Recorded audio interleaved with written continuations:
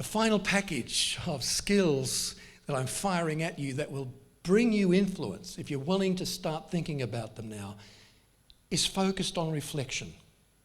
Helping people reflect. We just talked about the speed of transition. Well, this one's important for the same reason.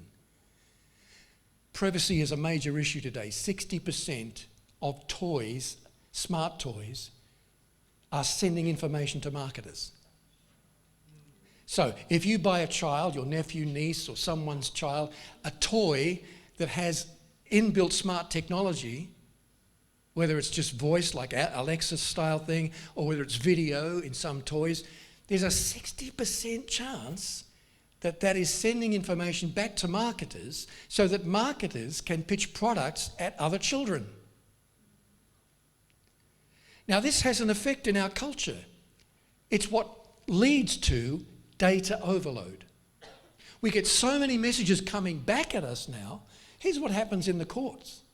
There was a study in England recently that showed that judges in courts are more likely to grant a prisoner parole if they hear the case first thing in the morning or straight after lunch. So let's imagine, and it will never happen, God forbid, you were ever in prison, you went for parole before the judge. You better pray and hope that your case isn't heard just before lunch or at the very end of the day. Why? Because the amount of data that judges have to take in a session is so great now, so much data, that what they tend to do as they get tired is go for the default option.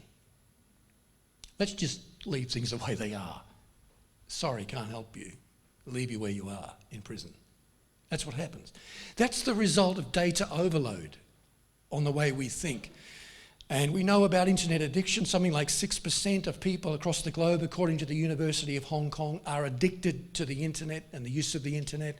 I think it's probably growing rapidly on that figure now. That figure's a couple of years old, but it's a concern. It's important that in the midst of all that, people have time to reflect. And leaders that know, and people that know how to help people reflect, will come into influence. And one skill that will help, I'll just give you one that will help you do that, is future casting. If you think about all the people that are shaping the cultural conversation globally, people like Elon Musk, Jeff Bezos and others, men and women, globally, if you think about them, not one of them is a Luddite in love with the past. Not one of them is an existentialist living for the moment. Every one of them is thinking about the future all the time. They're not futurists in the professional sense, but they are in the way they think.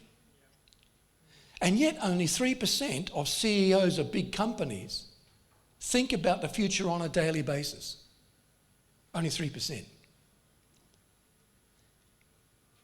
We should all be asking questions like, in the project that I'm about to do, what's the worst thing that could happen? It's not depressing, it's liberating if you do it the right way. I'm setting out for a new assignment at university. What's the worst thing that could happen in that assignment as I undertake it for the next month or whatever?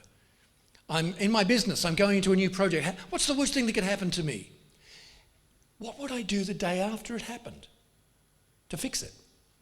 Now, if I know that, I can go back to today and say, well, let me try and apply some of that principle now so that I don't have to suffer that failure. By the way, you can't future-proof your life. You may have heard people talking about future-proofing. You can't, I'm a futurist, you can't future-proof. You can't protect your life from the unusual things the future brings. But what you can do is start preparing your thinking. I'm going to think in this way. I'm going to have this kind of embracing the future attitude. I'm going to cast beyond the problem to try and find solutions.